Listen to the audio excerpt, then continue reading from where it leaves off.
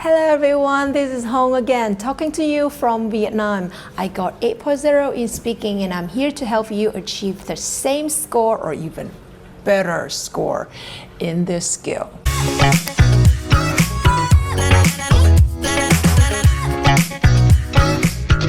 So in my two latest videos, you have been watching me taking a practice speaking test, part 1 and part 2 with my colleague who's also an IELTS teacher.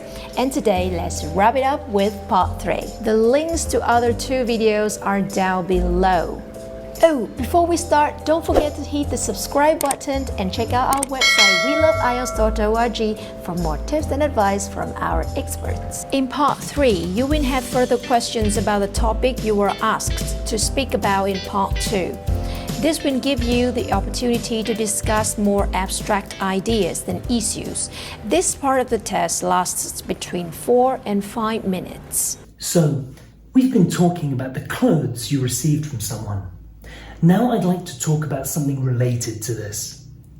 Have you ever given clothes to others as a present? Well, giving clothes to others, I guess it was a couple of months ago when I picked a very beautiful dress for my sister as her birthday gift. I guess she loved it. After all, it took me a very long time to pick that dress for her. Why do people dress casually every day but dress formally at work? That's true. Well, I really don't know. Probably that's something I haven't really given it much thought because I have taken that for granted. But I guess people look more serious and professional when they all dressed up. But I know in some companies like Google or Apple, the staff is encouraged to wear casual clothes to create a very friendly working environment. I guess that can be a thing in the future. Similar to what I've mentioned in part 1, when you can't immediately think of an answer or don't know what to say, you can repeat the question slowly while you're thinking of an answer. Giving clothes to others, I guess it was a couple of months ago. Or admit that you don't know the answer or you just don't usually think about it. Well, yeah, that's true. Well, I really don't know. Probably that's something I haven't really given it much thought because I have taken that for granted. But I guess or use some phrases to buy some time. To be honest with you, I'm absolutely clueless about this, but I suppose, well, this is interesting. I've never really thought about it. That's the difficult question. Please give me a moment to think.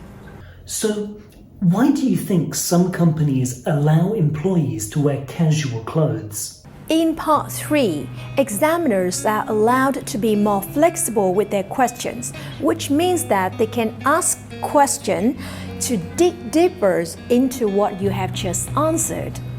So prepare to show up your ability by being able to explain, clarify, or expand your answers. I think that's the way to enhance people's creativity and productivity.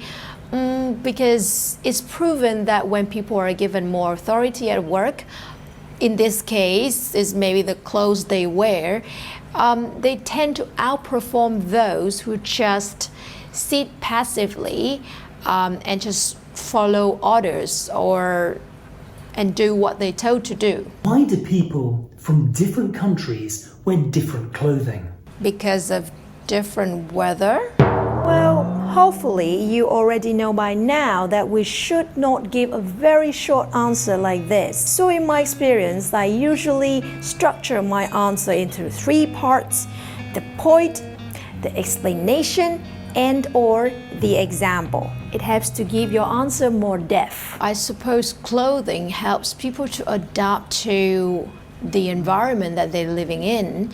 Since each region has different type of weather, people dress differently. For example, people in Finland usually wear fur coats during the winter because it can get to like -30 in the winter. It's freezing cold.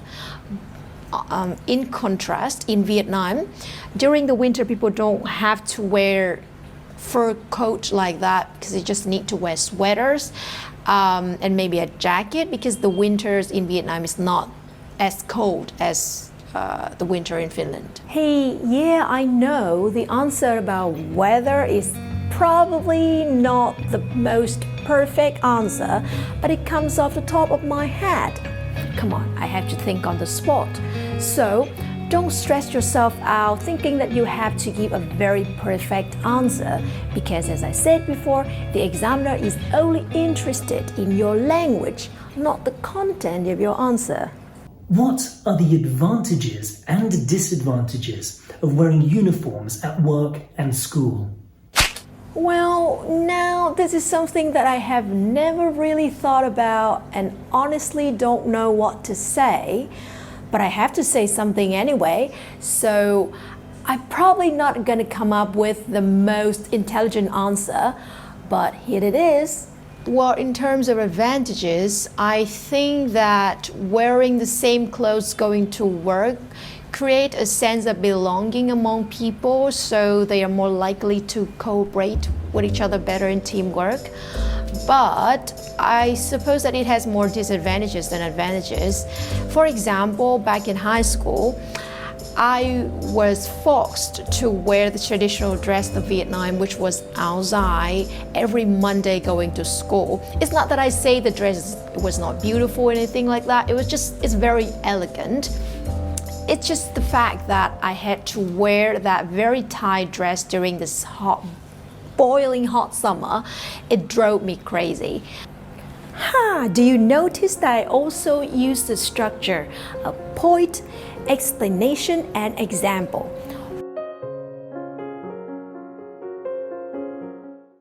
This is the end of your speaking test. Thank you. Also, to be noticed that you don't necessarily have to use both example and explanation. One of them is enough. All right, it's time to recap.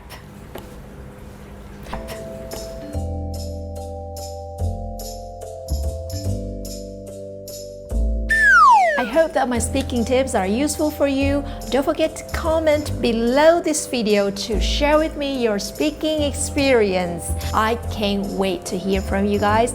And for now, I will see you in the next video. Bye for now. See ya!